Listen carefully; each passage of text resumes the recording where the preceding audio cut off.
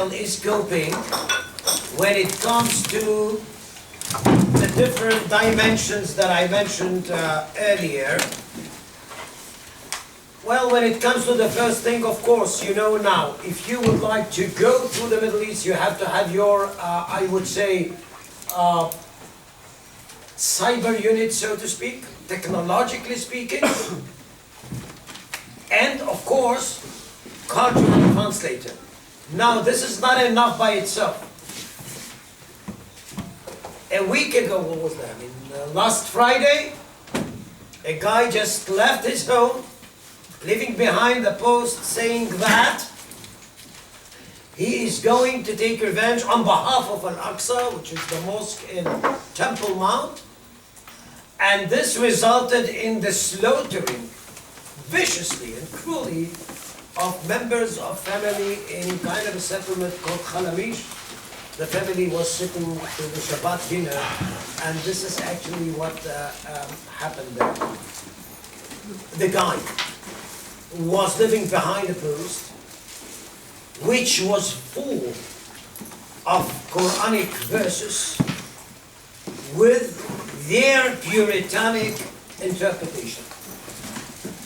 So it depends on how fast can you trace that or follow that and get kind of a warning in advance. It is becoming something which is very, very epidemic. We do talk about the lonely wolf. The lonely wolf syndrome means that, in sharp contrast to what we had in the 20th century, in the 20th century, okay, Black September, show me where their bases are. Father Meinhof, show me where actually these people come from. What we have now is people coming from nowhere.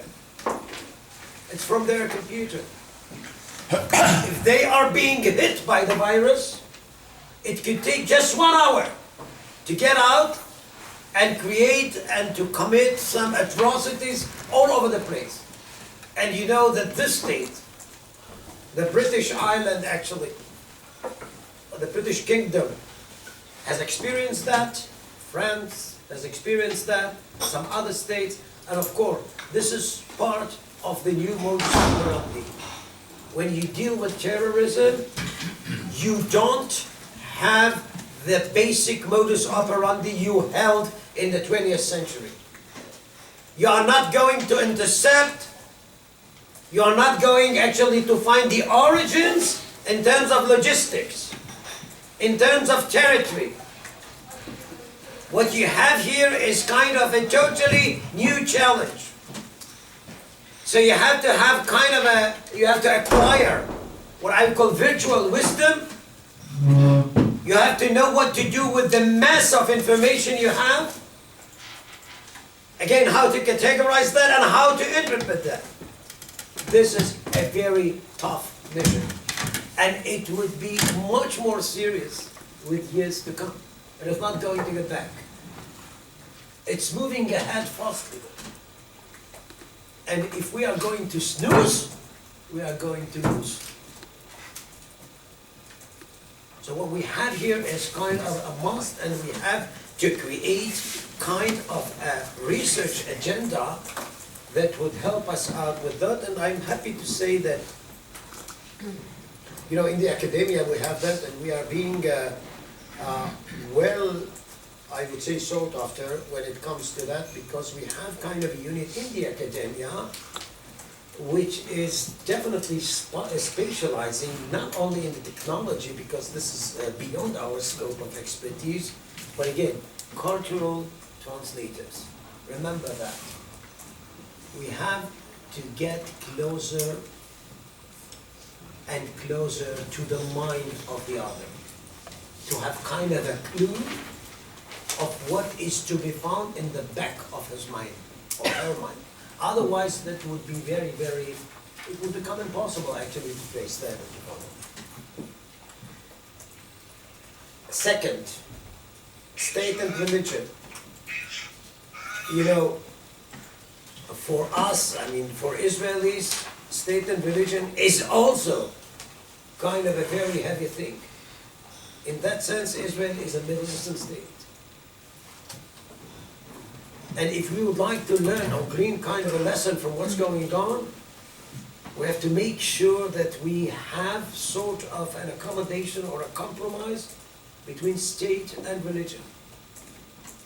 We cannot let, actually, ultra-Orthodox radicals or whatever, to turn religion into something by which to make everything else null and void. One of the main, actually, messages we do send to the Israeli society, especially these days, especially as Israel is a bunch of subcultures. It's not a monolith. And you know, there is no monolith. Monolith is something which is based on a wishful thinking. All of us the same, all of us equal. Again, this is a pie in the sky. There is no such things in such society. We have to be actually aware of our defects, deal with them, cope with them, and basically a healthy state in society is that the one who is pretty familiar with all these disadvantages, with all these actually problems, and know how to deal with that and know how to cope with that. The most important thing, maybe, geopolitically speaking, is that with the transition from the 20th century to the 21st century, Israel seems, or the Palestinian-Israeli conflict seems not to be as instrumental as it was in the 20th century. In the 20th century, it went without saying that if you would like to solve out the problems of the Middle East, what you have to deal with is the Palestinian-Israeli conflict. That was sort of a master key, which prevented people from seeing the other dimensions of the Middle East. Israel was taken as a monolith to be understood through the lens of the Palestinian-Israeli conflict period. Not as a society, not as a bunch of human beings, basically kind of a block that should be understood only in line with the equation of the Palestinian-Israeli conflict. Now, I'll put it carefully. Whoever would like actually to deal with Middle Eastern problems cannot ascertain that the Palestinian-Israeli conflict is the A and Z in the Middle East. Why? We have many, many other conflicts that came to the fore, ended up with millions being displaced or fleeing. 1 million people have been slaughtered, as we said before, and it goes on and on. Humanitarian crisis, which is unprecedented in the Middle East, happened in the recent years here. And Israel is not part of the game regarding that. So now, there are people who cannot bear the notion that something in the Middle East problems are going to be explained without Israel in it. So they keep actually dealing with the same notion of chercher la femme. And that's very, very simple. Now, if you try to ask me actually what we have here is again kind of a real break with tradition, disintegrated states, and we have to change our research agenda. What Israel should do is just step by step, be patient, and make sure that people actually coming up with the right proportions by which to measure processes in the Middle East. Now, what happened when it comes to the what I call ad hoc alliances, everybody for itself, bits and pieces, is that Israel had never been that approached by Arab states as is the case today. And it's not because Israel is the cup of tea of somebody. Not at all. It is because of the convergence of mutual interests. Example. If Egypt, for example, has to cope with Muslim brothers from within, and Muslim brothers is basically the mother of the Hamas movement in Gaza. And at the same time, that same Egyptian government has to deal with lunatics of ISIS coming from the Sinai Peninsula.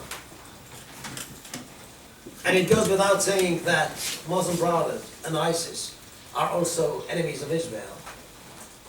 So there you have kind of a wide common denominator between Egypt and Israel, maybe to be based on the notion of my enemy's enemy can be my best friend. This is exactly what we have now. Jordan, an ally of Israel, again, not because Israel is its cup of tea. Jordan is full of Palestinians. When it comes to the streets, there is kind of a real animosity toward Israel. But when it comes to the Hashemite family, King Abdullah, everybody knows that we should not let him be toppled because of the spillover effects that could come from the no man's lands in Syria and Iran into Jordan and into the West Bank. So if you take Abu Mazen, King Abdullah, Abdel Fattah al-Sisi, even Salman, the king of Saudi Arabia, the Moroccan king, is far away. But all these, let's say, how shall I put it, moderate, well, this is relatively speaking, I mean, moderate Sunni Arab states, this is how they are being depicted by the media. Most of them are pro-Western, and most of them do expect the new administration in Washington to be really, really different than its predecessor. And I guess it is, but to what extent we don't know yet. The thing is that there is a bunch of states here who are both anti-ISIS and anti-Iran and anti-Muslim brothers. Let me name them. Saudi Arabia and the Gulfian states, excluding Qatar, which is kind of a phenomenon by itself. Egypt, Jordan, I'm talking about the ruling elites. I dare say actually some states in the Maghreb, especially Morocco, to some extent Tunisia, but they are really beyond the scope. And Israel. So here comes an alliance which is not based on peace, and peace has become a word that we should be very careful when using that in military terms. Peace is a true friendship. Peace is based on true intimacy. That's not what we have in the Middle East. So first of all, let's confine ourselves, if and when, to settlements, to agreements.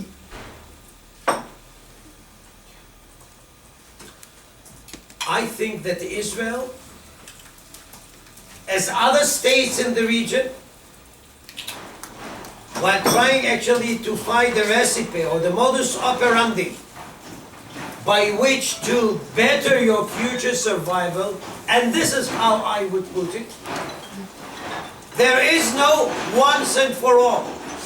There is no Messiah who is going to become either from DC or from another capital city in the world with kind of a formula by which to solve out the problem of the Middle East.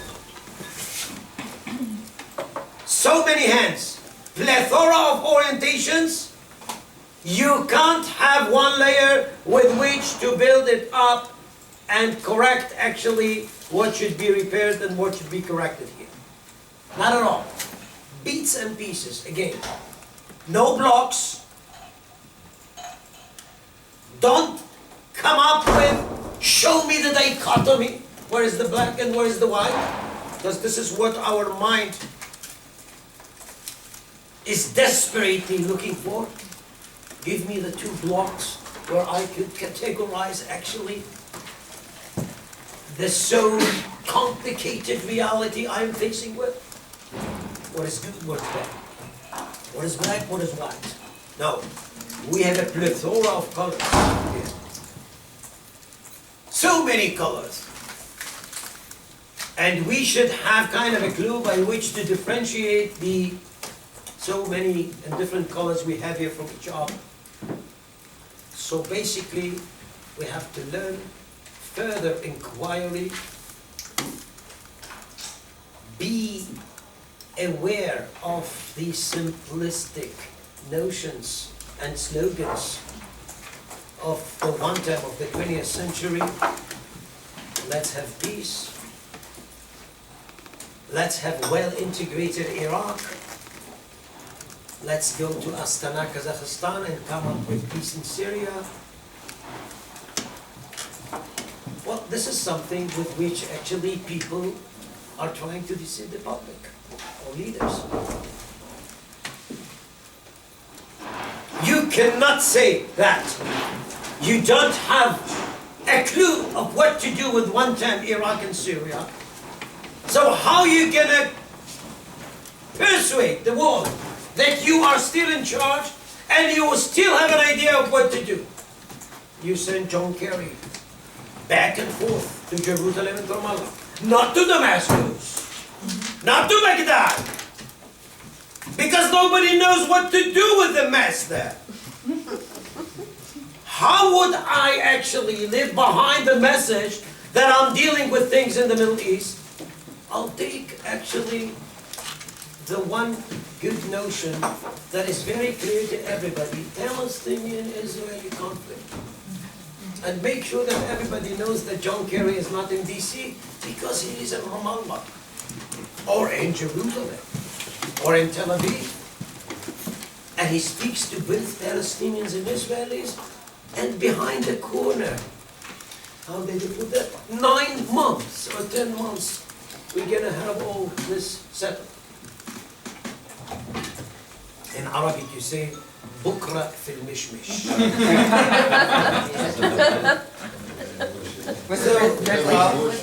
What's the translation? Well, Yeah, that's what I thought. I just want to hear it out. in Hebrew you say תספר לסבתא. Tell to your grandmother.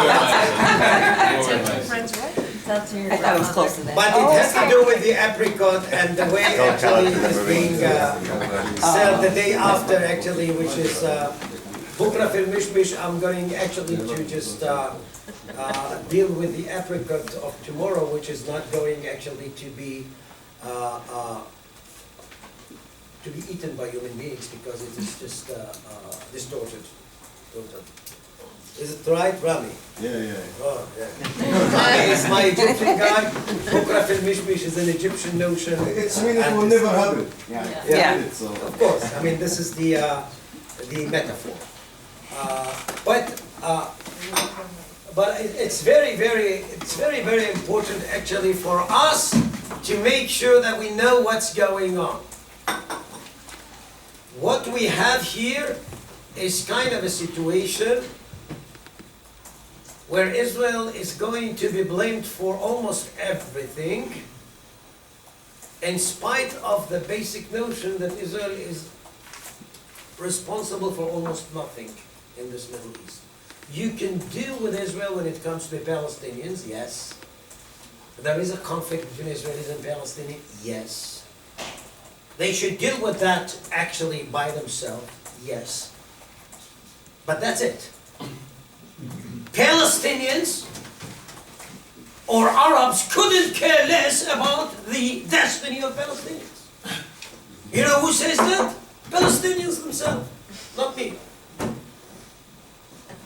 This is what they tell me, my Palestinian friends. And we do meet people in Ramallah, in Tel Aviv, in the university. We talk about everything, excluding politics, of course.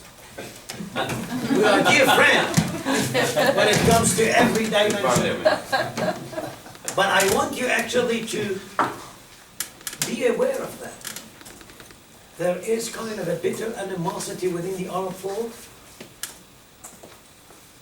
mistrust, kind of a bitter suspicion whenever you go. And basically when Palestinians do look at themselves, asking themselves why actually we hadn't been managed to get kind of a state for our own. The anti-Israeli would say, would put it clearly, it is because of Israel.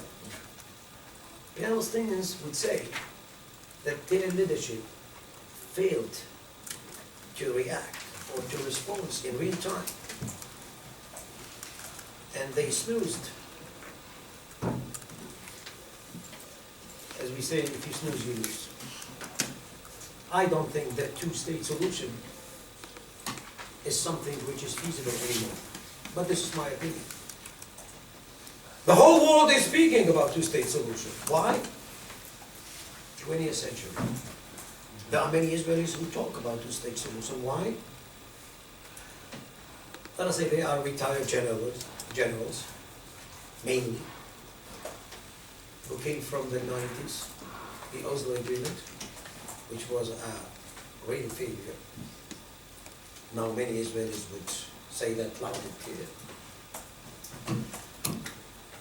And in order to make myself relevant, in order to consider myself and persuade myself that I'm not that old and I'm not that irrelevant, I would renew the relevancy of what I said 30 years ago. This is unbelievable. But it has to do with the facts of human beings.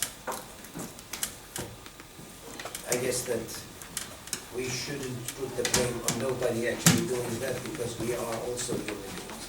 We just have to just be aware of that. And we should know actually when our time has gone to be that relevant when it comes to the changing reality. Well, this is the important thing. Now let me show you some stuff that is coming through the media, just to know that, you know, I thought of having that because when I was presenting in Arabic to a group of young Arab officers in Rome. It was the NATO school there, NATO. And it was pretty nice presentation with a lively discussion. But there was a crisis. And the crisis came when I mentioned Daesh or ISIS in that presentation. And there was an ongoing resentment and cries coming from the audience. And one of them came up with the saying that you shouldn't talk about ISIS. And I said, why? Because everybody knows who stands behind ISIS creation. And I said, who is to be found there? It is an American Israeli creature who was installed in the Middle East in order to sow horrors and to make Muslims fighting each other. Now I have to tell you, I have many Arab friends, but to some point, I cannot accept what I call the conspiracy theory, which is not skyrocketing and getting higher and higher because of the virtual media. Now you know, actually we do find in Israel many young people, Muslims, Arabs, taking a knife and stabbing Jews. Why? Because they saw in the internet, Facebook, whatever, there were some news about the Jews burning or setting Al-Aqsa ablaze, I mean just in fire. Who told you that? It was there in the computer. Of course, it's kind of a Photoshop being created in order to make people understand that this is what's going bad. It is so combustible, so dangerous. You can poison in 1 minute the mind of so many young people that we have to know how to cope with that. Otherwise, we're going to have disaster after disaster in that world in the 21st century. Let me show you some stuff that I just, even randomly take from the, if I had it.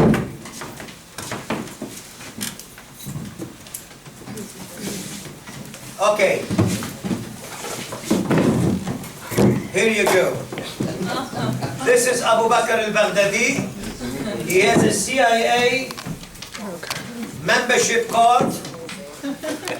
ISIS made in America, made in Israel.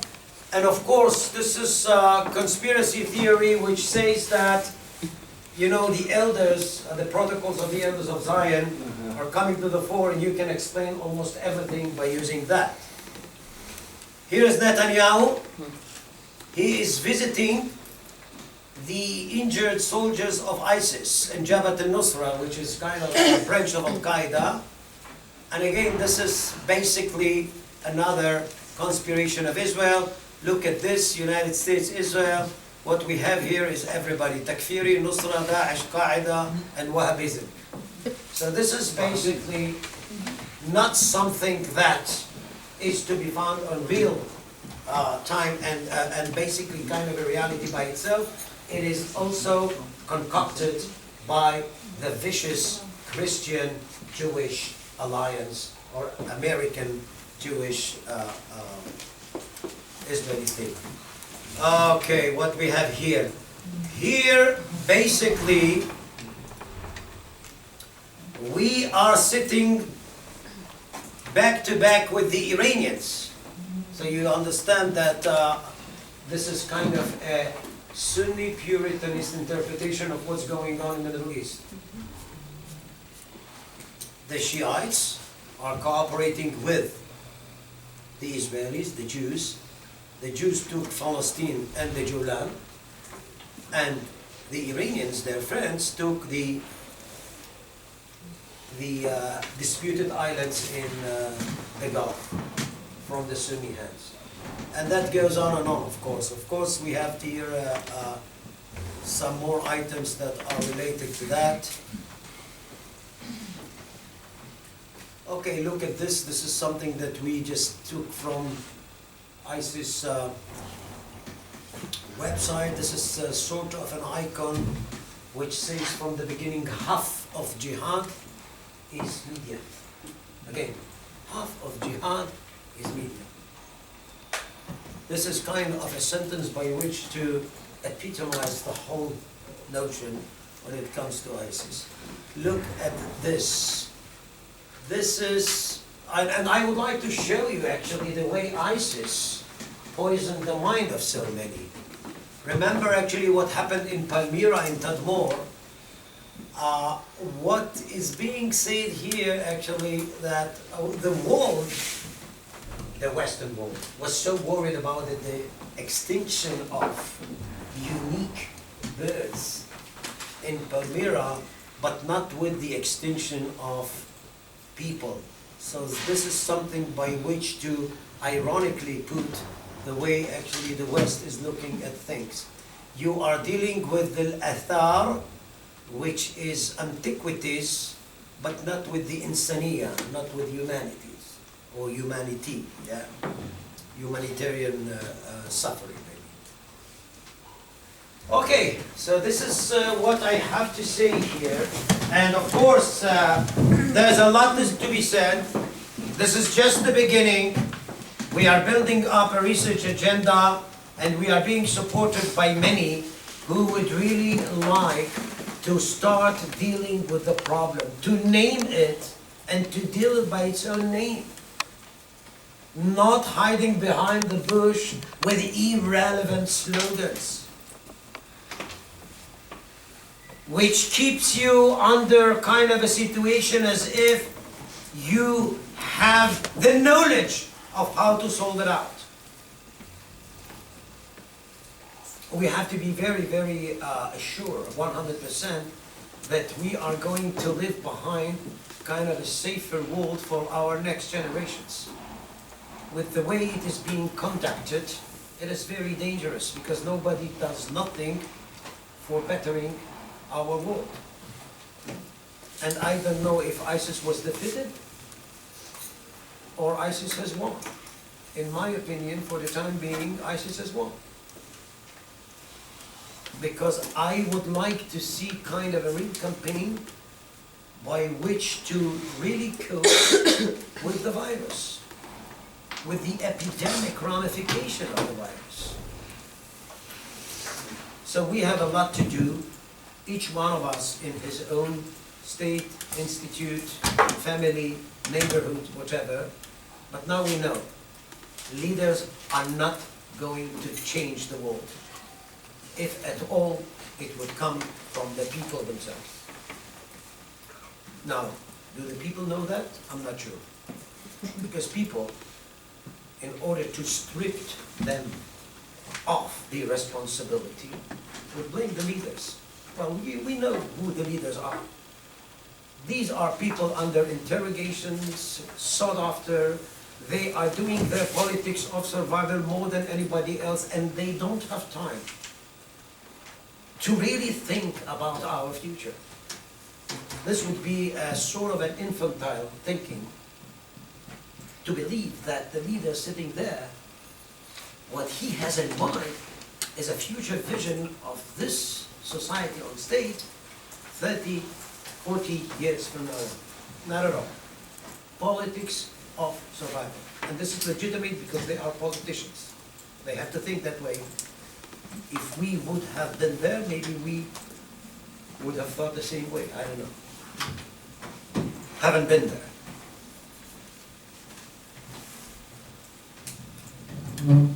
So I think what we have to do is really, really something which is very, very important. First of all, it's a wake-up call for all of us. Wake up call. I know it sounds too dramatic or melodramatic, one would say. I would accept that, of course. But here is the thing. If in this state, or in France, 200 years after the French Revolution, I taught in Menton, in the French Riviera, actually last summer.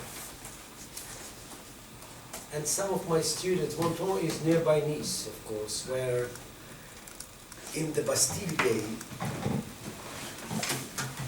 a French citizen of Muslim origin drove his car into the festivities, killing and murdering almost 87 people, most of them women and infants. You have to be there in Nice actually to see how the French are memorizing them. When the students in my class asked me, because I'm coming from the Middle East, I definitely should have some answers to that lunatic minds of people. They asked me actually about that, but they were not bewildered by the simple fact that people were killed or assassinated. What killed them is the simple fact that it had been done by a citizen like themselves. And they thought that citizenship by itself is enough to buy the immunity against such atrocities. Citizenship is wonderful as long as it makes the citizen treat himself as 100% loyal to the nation state he is part of. When a citizen is heating his own homeland, the whole notion of what citizen is being broken. So basically we have to reconstruct our understanding about what state, society, nation is. So subnational identities are coming to the fore. I'm not saying that this is the same in the Middle East, because in the Middle East we have plethora of understandings. It is a Pandora's box that has been opened up. But what we have in West Europe is people, more often than not, identifying themselves with their religion or their ethnicity rather than with nation, with their nation. Very dangerous. Why? Because it hits and damages the very essence of Western neoliberalist ideology. That's all. Now, of course, there are many Westerners who would say loud and clear, it's nothing, as my friends in the French university did. It's just a wave. It's a passing phenomenon. No, it's not. These are not things to be actually described as passing phenomena. This is something that has to do with culture, identity, and memory. And this is not something to be passed away if you are not going to deal with that. If you are going to ignore that, and this is what the world is doing, it will become a catastrophe. Just like that. Take a lesson from what's going on in the Middle East. So ironically put, the Middle East for 200 years actually was to be shaped in line with Western standards, and models were actually imported or exported by the West to the Middle East. Democracy, parliamentary system, parties, election, all that stuff. What we have now is the opposite. In some way, and ironically put, the Middle East is exporting some negative viruses to the other parts of the world. And I dare say that I'm not sure that Western Europe or the United States do have a clue of how to deal with that. That's the problem. So the best way is to just say that it is not that serious. In a year or 2 years' time, we're going to have a different situation. It's just economic. We have actually to find kind of a different agenda with which actually to make them more committed to the states. I won't delve into too many details about that. You know, in Israel we also have some dreamers like that who do think that it's just to do this and that. And if you had done that before 20, 30 years ago, all of this wouldn't have happened. That is a very, very common explanation. I told them to do that 30 years ago. Who knows if what you told, who you told, nothing, but people are playing with that as if this is kind of a game. And of course, actually, we do commit, and we are committed to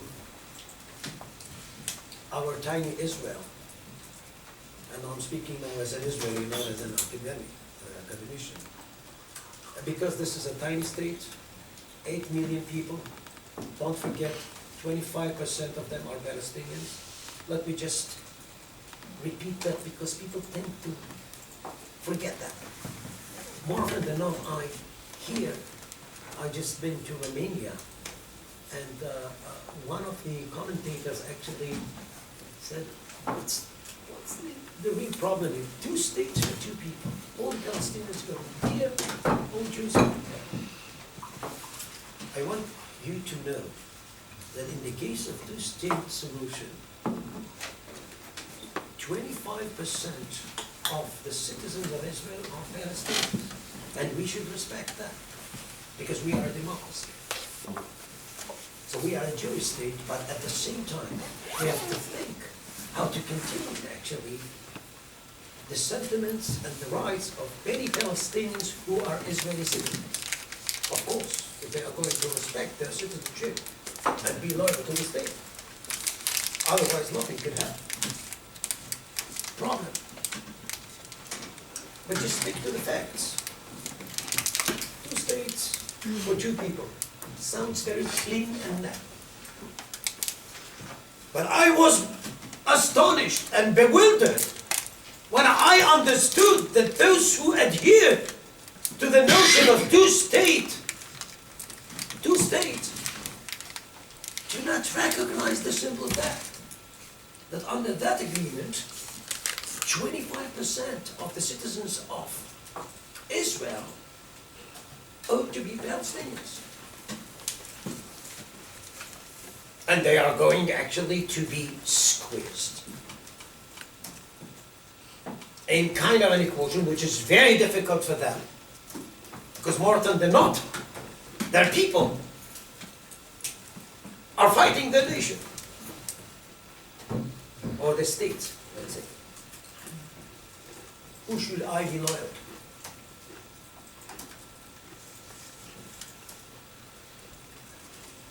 So, what I would like you actually just to, again, it's not to say who is necessarily the righteous part.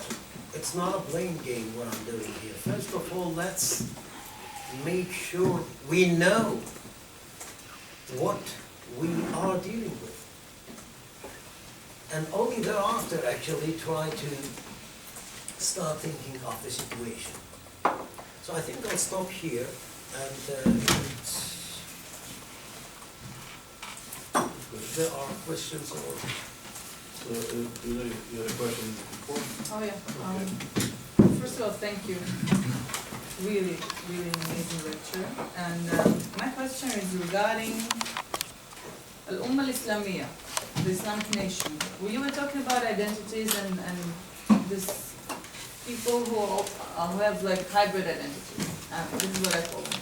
Hybrid identity means that you have multiple identities inside of you.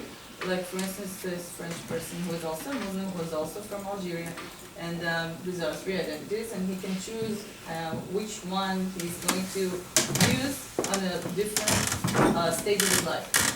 So in terms of that, when Abdullah Azam is speaking about Al-Ummah al-Islamiyya, the Islamic nation, that when it's hurt on one side of it, all Muslims are compelled to do jihad and go and help that side of the nation that is hurt. He was saying that in terms of Afghanistan, during the war in Afghanistan. We are actually talking about one big nation. So where is this theory of primordial identities fits into that? It's parallel. It's parallel. Can we have the... It's parallel to that, okay? So yeah, that's a very good question. Just let me make sure that maybe I should elaborate on that. What Abdullah Azam is actually basically the founder of Al-Qaeda, is the teacher of Osama bin Laden. And when it comes to ISIS, there is an elaboration on that, of course, because ISIS is trying actually to get this Ummah Islamiyya now and to just depict it as a caliphate, as was the case. But what I'm trying to say is that remember the map that talked about the gray spot, where we have this ISIS thing, this is, ISIS put it in a sarcastic notion, saying that this thing,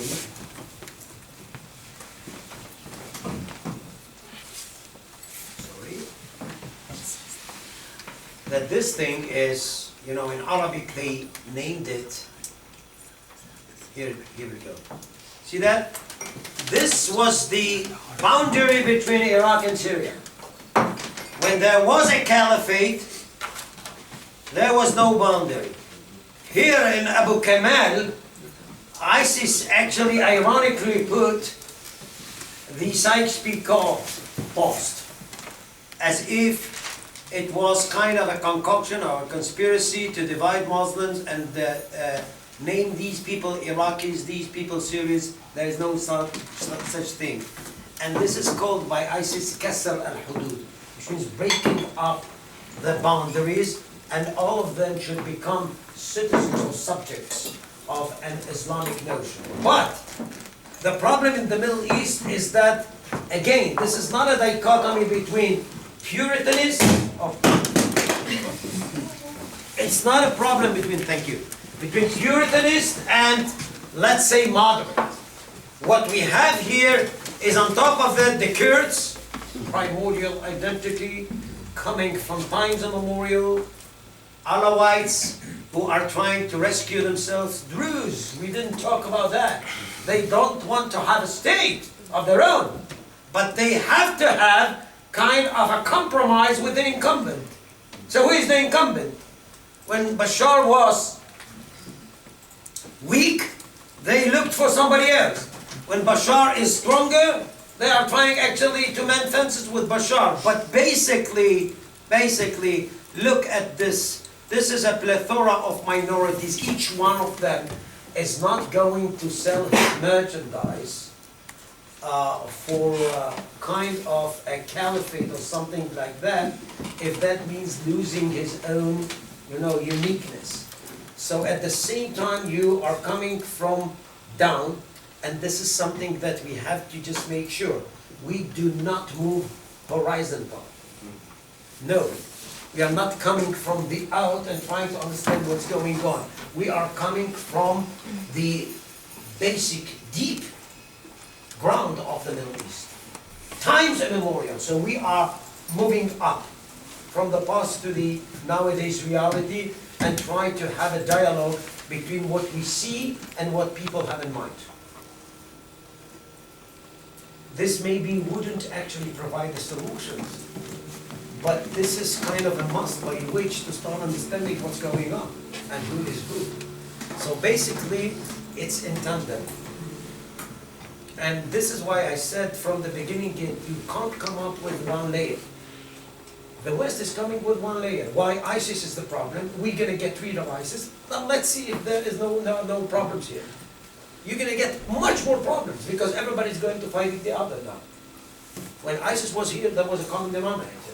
Now, nobody is going actually to let the other appropriate ISIS actually territory. So this is a recipe for an ongoing war, if you ask me. So, in that war, what you're going to have is a clash between primordial identities, the notion of Islamists, and some rational, I would say, states like Egypt, Jordan, and others who would like actually to have kind of a room under the sun and find a way by which to survive in that kind of a, you know, lunatic theater. So this is why you don't have, and you can't be equipped with, I would say, Western lens. You have to have a multifocal Middle Eastern lens by which to actually replace it whenever you are dealing with a different reality. Saudi Arabia, Iran is Iran, one time Syria, one time Iraq, Druze, Alawites, etc. So the more knowledgeable you are, and the more modest you are, the more closest you are to the reality. The more ignorant you are, the more slogans you use, the less close you are to what's going on. Yes, what do you think would be the impact of the influx of Syrian refugees into Europe?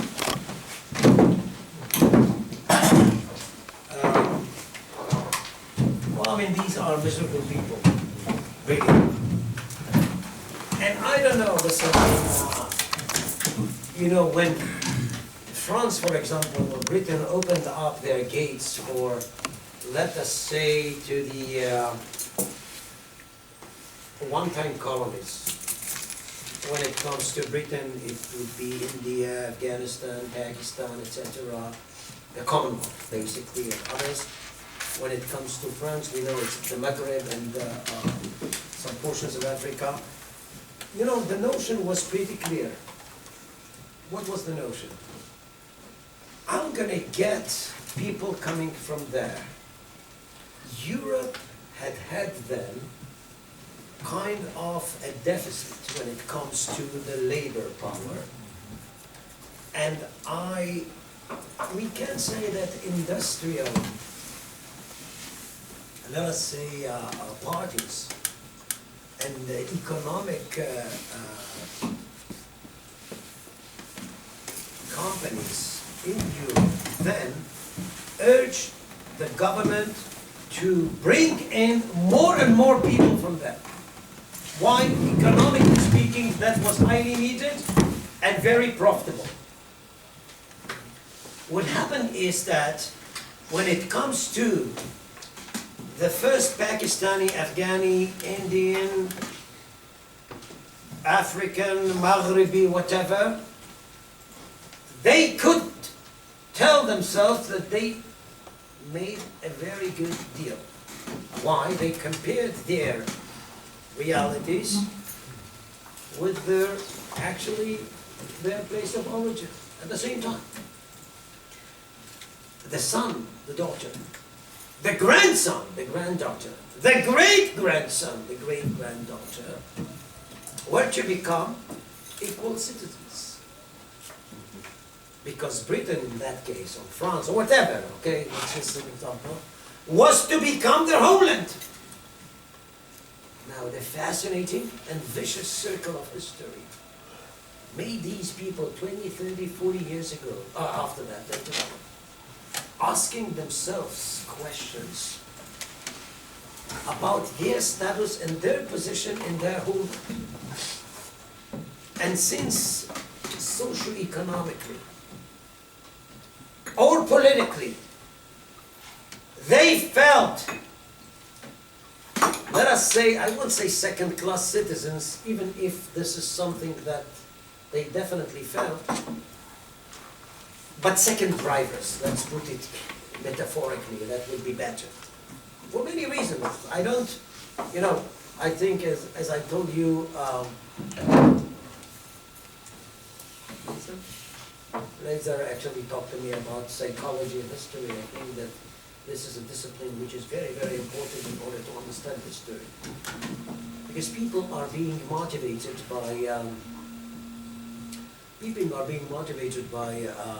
again, their whims, their dreams, their understandings about the other. And if you ask me, this is something which is very, very important here. I think that what we have to do is just to make sure that, again, as I said before, Europeans are coming full circle with their own legacy. Because what they have to ask themselves now, when Theresa May says, for example, enough is enough, what does that mean?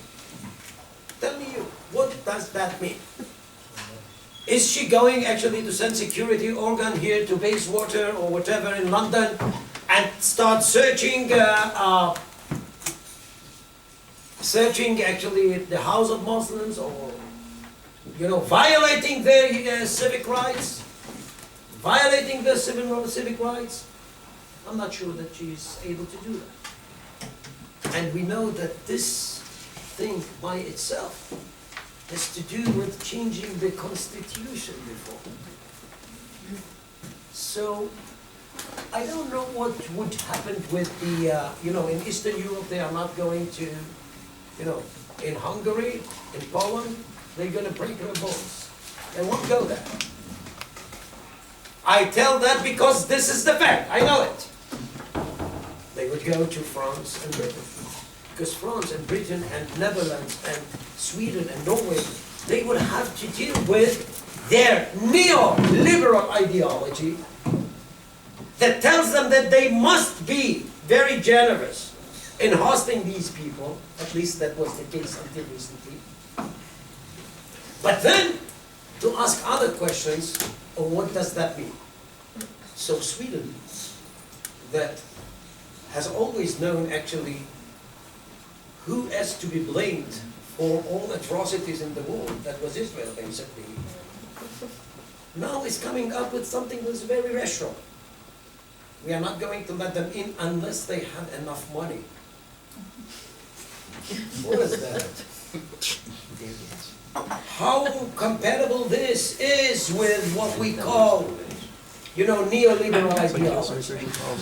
So, step by step, the West is coming up with some things that are shaking some basic notions of your, I would say, Magna Carta.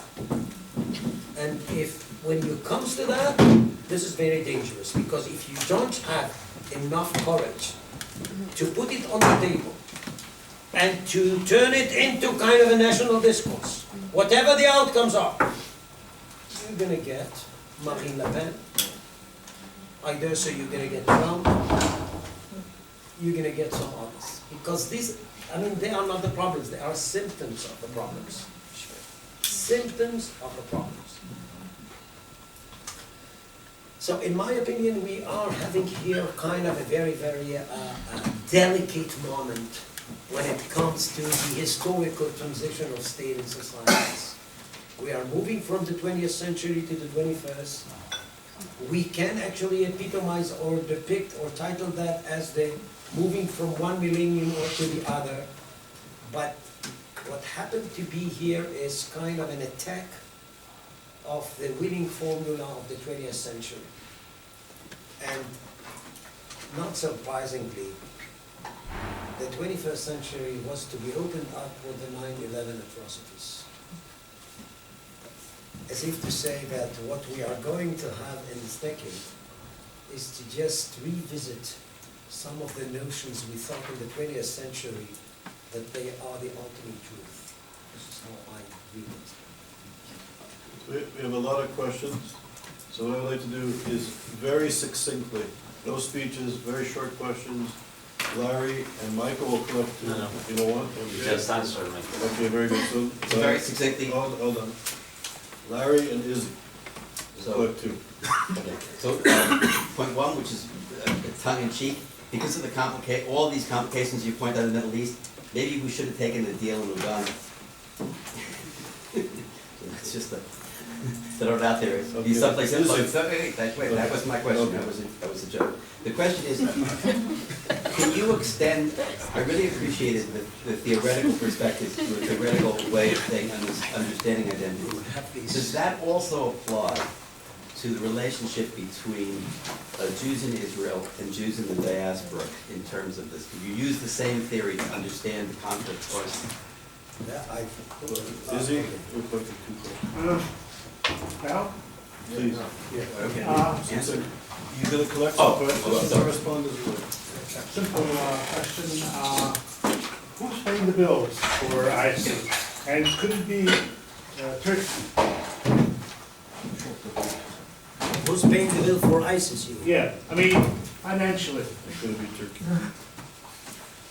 Well, it had been many of them, because the vicious actually circle here is that if you are a staunch anti-Iranian, like the Saudis, and you have a lot of money, and you know that ISIS is a fierce rival of Iran, you would definitely actually use the back door in order to deliver money, because you think that this will help you out in making Iran be attacked actually constantly by a lunatic like ISIS. But when you have this money being channeled to ISIS, and then you hear ISIS saying, I'm going for Mecca too, it's not only Tehran. So here comes actually the, I would say the vertigo. Because now you don't know who is enemy and who is a friend.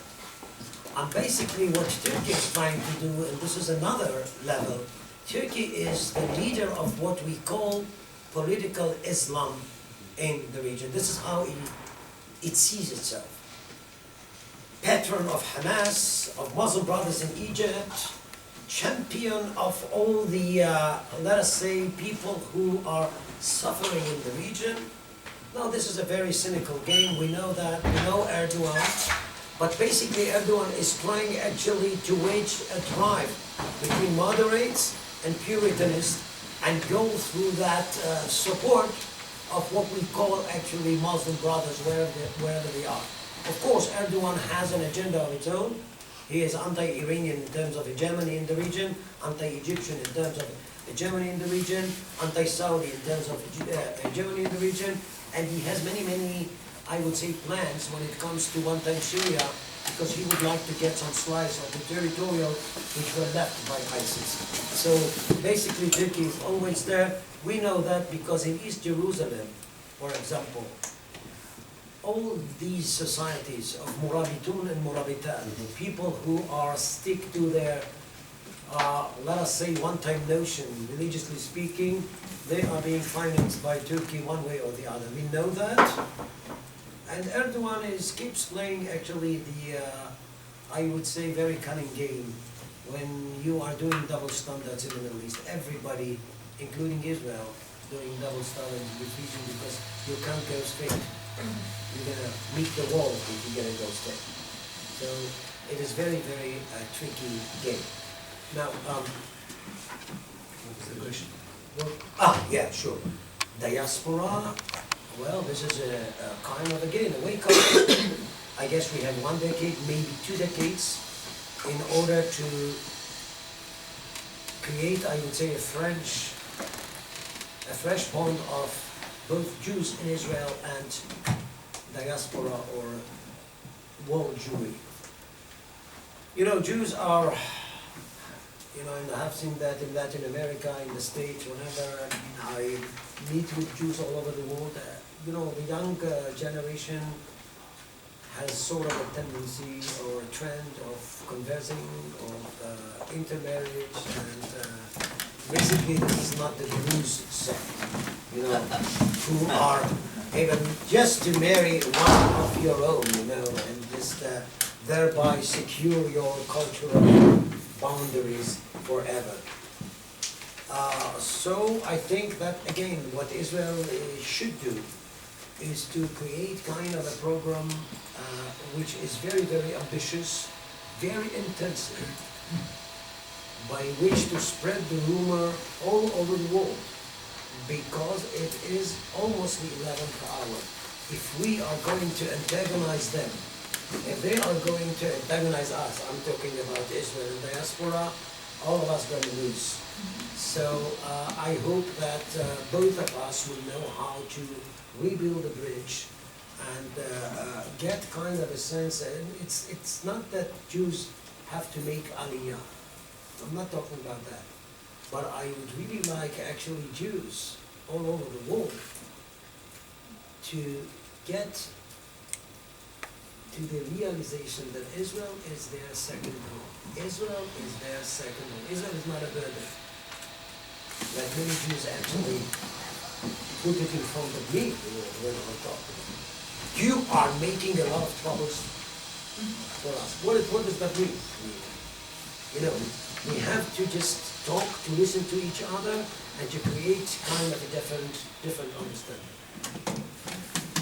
I just had on that note, I think it's also very imperative that diaspora communities look within at the issues, not only without to Israel as a source of problems or even solutions. Jason and Carlton, two quick questions. And we figure you. Okay, so. Anybody else that I didn't mention? So you said that the two-state solution is not a realistic notion today.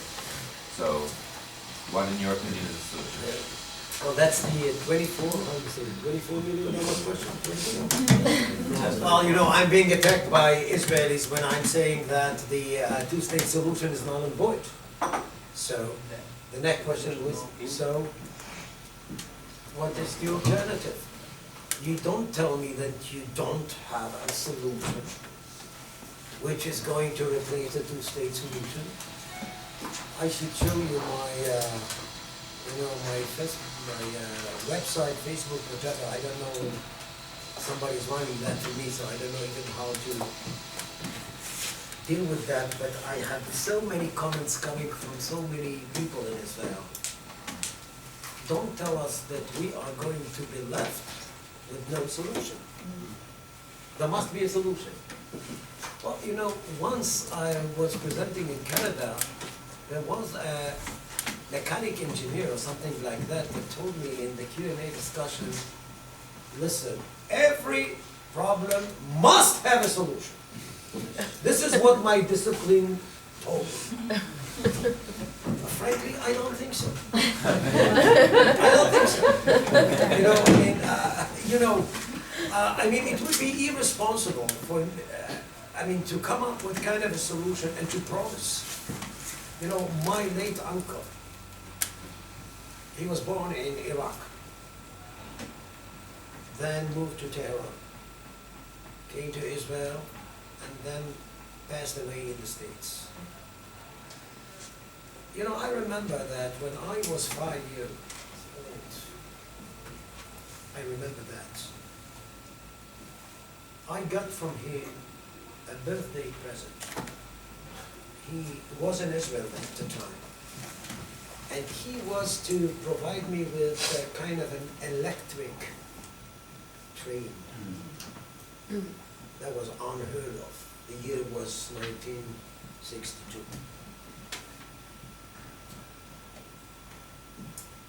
And the neighborhood was gathering in my room. Because everybody would like to see actually this miracle, this electric thing. What I remember is not the train itself. What I remember is what my uncle, my late uncle told me. He told me, look at this train. When you will be grown up, when you are going to become an adult, there will be no armies. You're going to use this train, and we're going to actually drive all over the Middle East, to Damascus, Beirut, Baghdad, Basra, where your parents, my parents came from. It would be a totally different world. Why do I actually recall that now? We moved actually 10 years ago from Ramat Gan to Herzliya in Israel. And we decided to get rid of 75% of the logistics, of the language, of whatever. And I got this train, actually was there in the side of the basement, and I took it, it has a very sentiment value for me.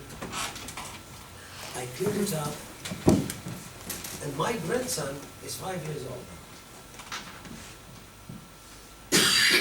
And I asked myself, I found myself asking myself, if I'm going actually to provide him with that kind of present, would I tell him that when you will become an adult, there will be no wars. Israel is going actually to prosper, and we are going to have kind of a tranquility all over the Middle East.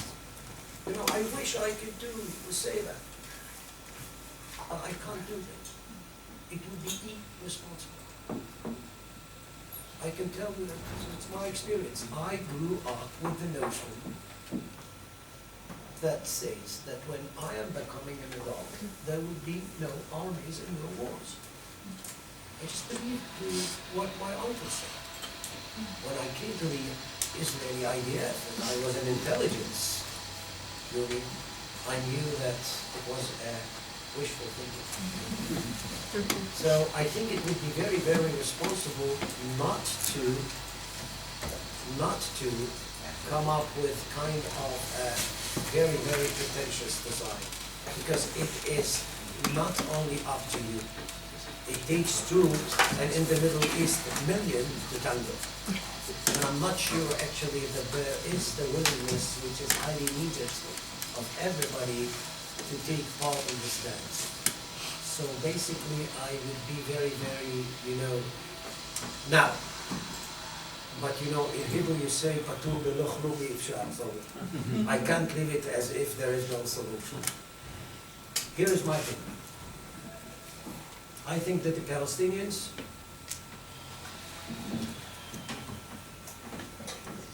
actually neglected and betrayed, I'm talking about the leaders, their population. They missed the train. And when Ehud Olmert, our former prime minister who just released from jail, just to tell you that this is a democracy, people do pay their price. Because I hear here and there that Israel is not only not a democracy, Israel is an apartheid state, a Nazi state, all these things. Well, again, the conspiracy theory, the unbearable easiness by which people actually, who hasn't got a clue about what's going on in the world, are, depicting and sloganing reality with so many nonsense, which just, it's a byproduct of an ignorance. But never mind, this is something we get used to. But the thing is, that when it comes to what I'm trying actually to show you here, Ehud Olmert proposed a solution to Abu Mazen. I don't know, and I don't want to delve into too many details about that. But this is something Palestinians won't get from any future government in Israel, even if it's not the right government. This was a kind of an offer given by Ehud Olmert with which to have or to give up on sovereignty of Temple Mount, 5,000 refugees each year with their families for 10 years inside Israel, Palestinians, giving up on Israeli presence on the Jordan Valley, which is sort of a must if you cannot count on, and I guess that you won't blame me if I won't count on the world to make sure that Palestinians in their states are not going to actually launch an industry of dirty bombs or whatever. You won't blame me, I guess. Obama actually promised us when he didn't attack Bashar, rest assured, we have an agreement with the Russians by which to pull out chemical weaponry from Russia. That happened. Bukra Mishmash, So we can't count on nobody, basically. And we can't take the risk because we are so tiny a state. So tiny a state. That at times, actually, I'm talking to New Yorkers and just have to tell them that Israel is, so tiny that maybe they should actually just put in comparison New York itself and Israel. And so how tiny is it? And you are wrapped up with enemies, not all of them. We have fine relationships with Egyptians, with Jordanians, not necessarily the people, because actually the people has to do with identity, culture, religion, and all that stuff. But when it comes to the ruling elites, okay? But this is something that you have to bear in mind. Palestinians miss the train, and the best scenario for everybody, sorry for putting it that way, is to have the Egyptians and the Jordanians take responsibility together with Israel and have kind of a confederacy. First of all, Jordanian, Palestinian in the West Bank. With Area C, if you are familiar with the ABC there, becoming kind of a joint industrial zone from which actually to give people opportunities job opportunities. You know, Israel is a very strong state, not only in military and technology. We are a startup nation. Basically what we did, I mean, we have many defects, but you cannot ignore our advantages.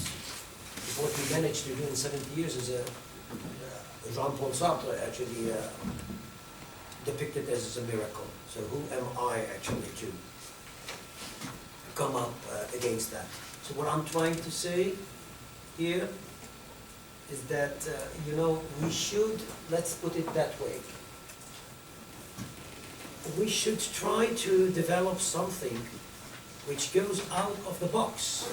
Because if you say one state solution, two state solution, that's the dichotomy. You know, whenever I go, I'm being asked, you are for one or two? There are two options. Well, there are so many options. People should come up with out-of-the-box thinking, and I can assure you that Palestinians are going to, and some of them are going to be really, really thrilled. Really, really thrilled, if that would be actually the case. Not all of them would like to have two state solutions. Yeah, sorry. Okay, many questions. So Carl, Very quickly, thank you for the Quick response. there's many questions. So very quickly. So my question kind of looks backward and forward. One, could you expound in whatever way you wish about what we've seen in the past, like you know, Le Pen's father used to sing Enoch Powell in the UK and 68, and then also Peter Griffith who was saying like, you want a nigger for your neighbor, vote Labour, right? So there's been a lot of xenophobia here in the UK around colored immigration, what they call colored immigration. I wonder if you might contextualize that with your talk at one, if at all possible. And then also looking forward, could you share any thoughts you may have? I know about the Obama administration being kind of like a rational actor. You know, nation states have their own reason, and they come from a particular. Everyone has reason internally, right? But what about the Trump administration? Can you comment on any ideology or ideological perspective you see coming from the Trump administration? People say he doesn't have an ideology. Do you see anything? I don't think that this guy actually has an ideology, and I don't think that he's being driven by an ideology. You know, when I was in Washington, D.C. in 2000, I asked my friend then, now he's a senator, what would be the change from Bill Clinton to the new incumbent, which was George Bush Jr. And he told me, do you have a pen and notebook? Start writing. And I said, he said, A, B, C. What is that? He said, ABC stands for anything but Clinton. This is what Bush is going to do. And in 2008, I actually contacted him from Israel saying, is Obama an ABB guy? Anything but exactly. And last time, actually, of course, for me, Trump is an anything but Obama. So, you know, in order to understand American policy, you have to have a cardiologist, actually, because you have, you know, kind of a real ups and downs when it comes to your policy. But frankly, you know, the Trump administration hasn't got a strategy in the Middle East. He just hits very, very strong when it comes to Afghanistan, Syria. Who knows what we're going to have with North Korea? Listen, I mean, the guy there is pretty lunatic. This is something that, you know, if I hear that he is going to channel some, you know, missiles on the boat, on the ships, actually to Japan, well, I mean, the Middle East is becoming a second in line now, and we have to see what's going on. I really think that if you are with me on that notion, and you would like actually to repair the damage in each society, this is something I told in the EU to Mogherini, when she asked me actually about, so what should be done? What should be done? You know, we have to just create kind of an educational revolution and make sure that people, 20 years from now on, are going to become grown-ups who knows something which is very, very simple. Respect the otherness of the other. Respect the otherness of the other. This is my response. Just a very brief question on the academic discourse. In the 1990s, mostly in relation to the Balkan Wars, there was a lot of, there was a body of scholarly works dealing with primordialism, Lika Duhi, Michael Ignatieff, and others. Then with post-structuralism, this became kind of obsolete. But I really appreciate you bringing this into the analysis, because I believe that it is important for the analysis. Well, I think I can dare say even that my teachers in Tel Aviv University were actually, followers of this idea. And do you see this coming back into the discourse? No, I think that what Edward Said came up with and his colleagues, this is kind of fashion. Mm-hmm.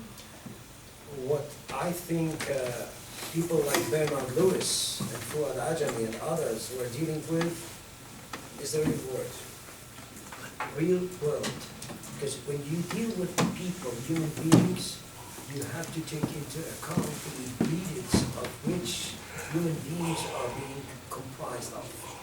And human beings is this, that, this, and that. We know what human beings are. And no one would be a better analyst of human beings than human beings themselves. The thing is, whether you would like actually to stay aloof and come up with slogans, or you're gonna go penetrate the area in order to get kind of a sense of what culture is, what are the flavors, what are the tastes, what is the basically understanding when it comes to these and that people. So, and then Tom. In long term, the democratic challenge will create absolutely a problem for Israeli society, Israeli national security. How you evaluate in the future aspects of possibility to keep Well, I mean, Jewish characteristic of Israeli Definitely. state and Great. the democratic Jewish Great. state possibility in 2030? Great question.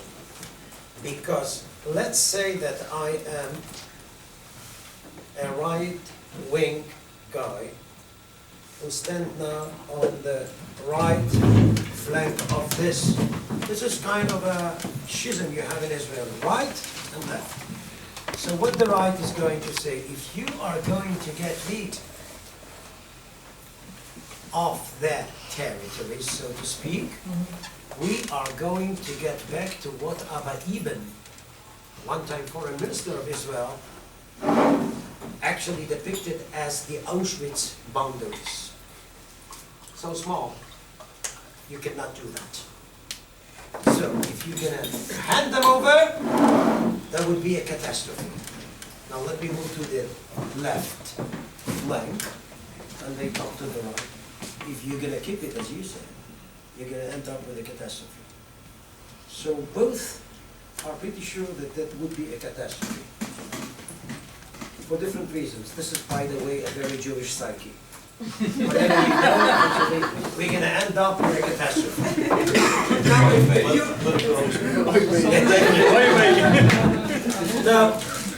Now, I guess you are right.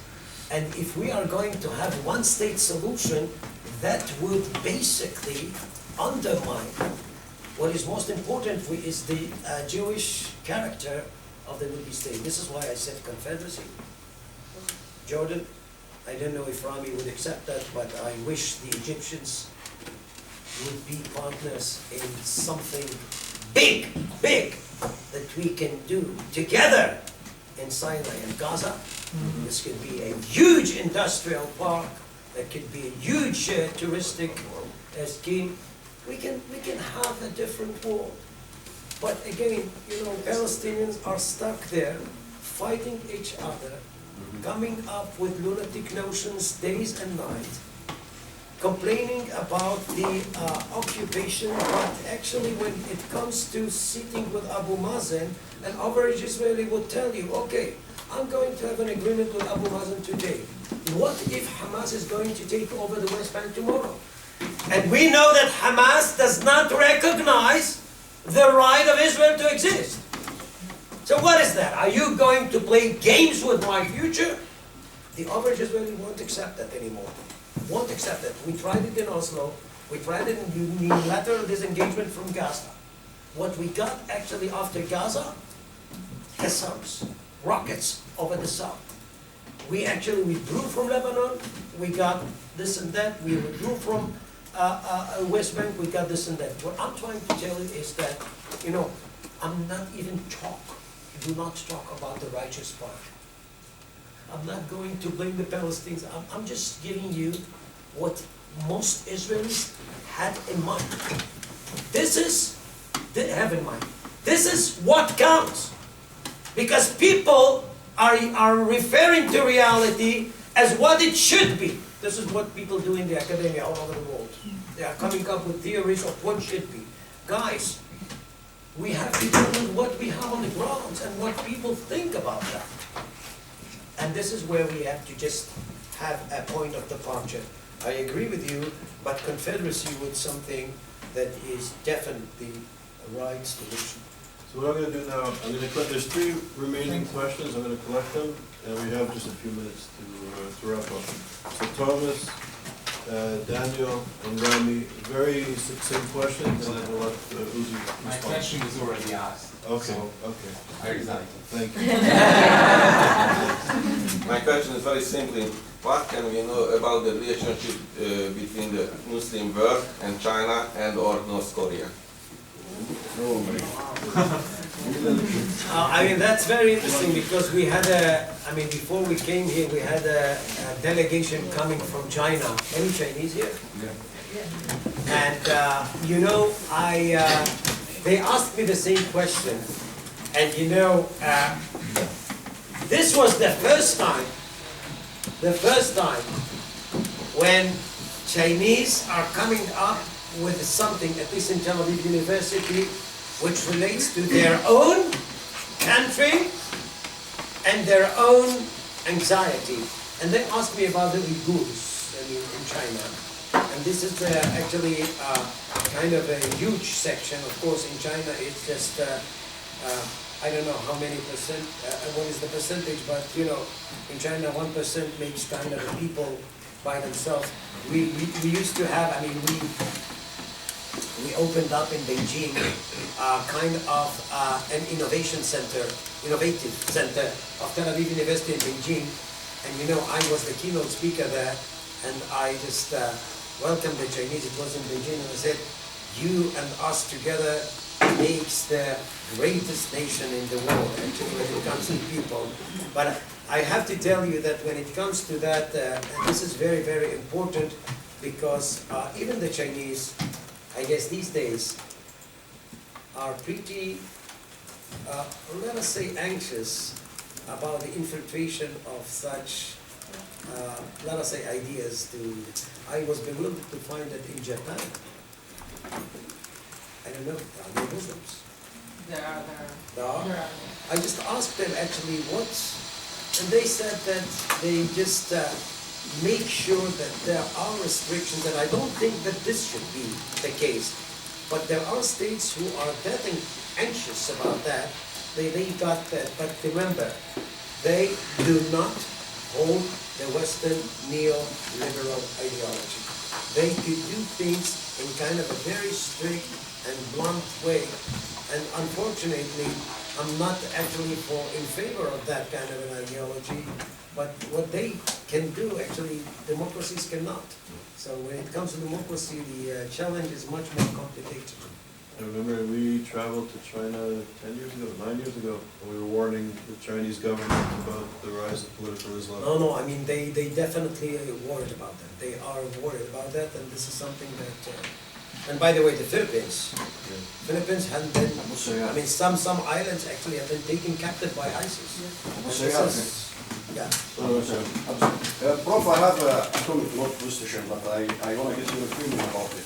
I heard from many Palestinian people that the current situation, even between Fatah and Hamas, both of them are not looking for any peace, real peace. because they are using this as a good business for them to get billions of dollars from different countries. So really, that I got from many Palestinians, but Me too. I don't like to refer to any names here because they are famous. No, there's no need. They tell me the current situation is considered a big business to fight even Hamas, not only Hamas, because they are playing the role of victims all the time and to get sympathized from other countries, Muslim, European Union, United States. So I don't think the state solution or one solution or any solution will be good for Hamas, and they are. I agree with you. But you know, this is a different world. Many young Palestinians are having that in mind. We were betrayed by our leadership. And this is why we can't actually stick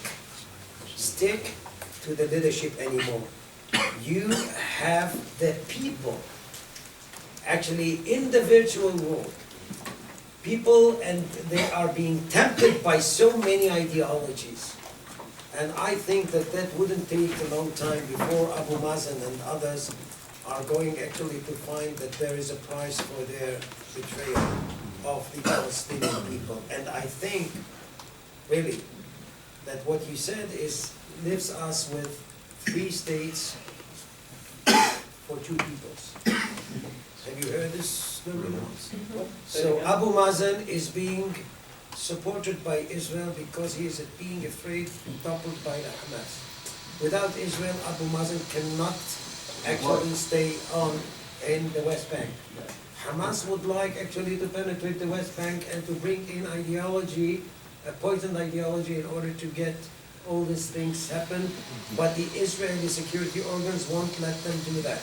At the same time, people are suffering in Gaza. 2 million people almost have kind of a miserable life. And who is to be blamed for that? Of course, Israel, not the Hamas. Hamas is a mafia, a mob. And they took the money for themselves, money that came from the quartet and from many, many plans. Hamas not only threat for Israel, Hamas make a big threat over our national security in Egypt. Because they have 1,000 of cannons between the border of Sinai and they took the money that was brought in by the quartet and they built tanks. And what was their slogan? They're always a light in the end of the tunnel. Not this tunnel actually.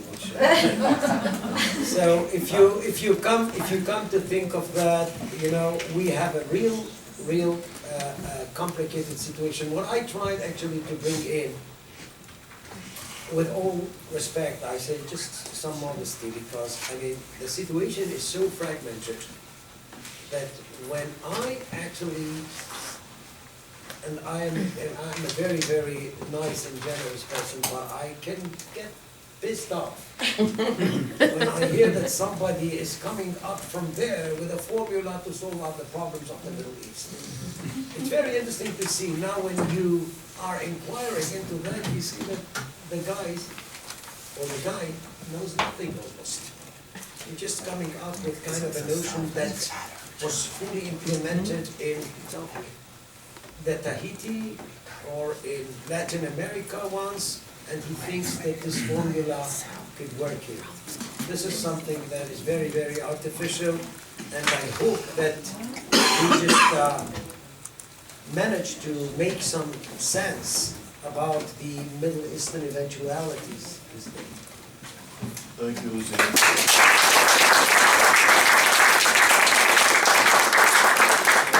Thank you very much for your insights. We'll get to hear you again tomorrow morning.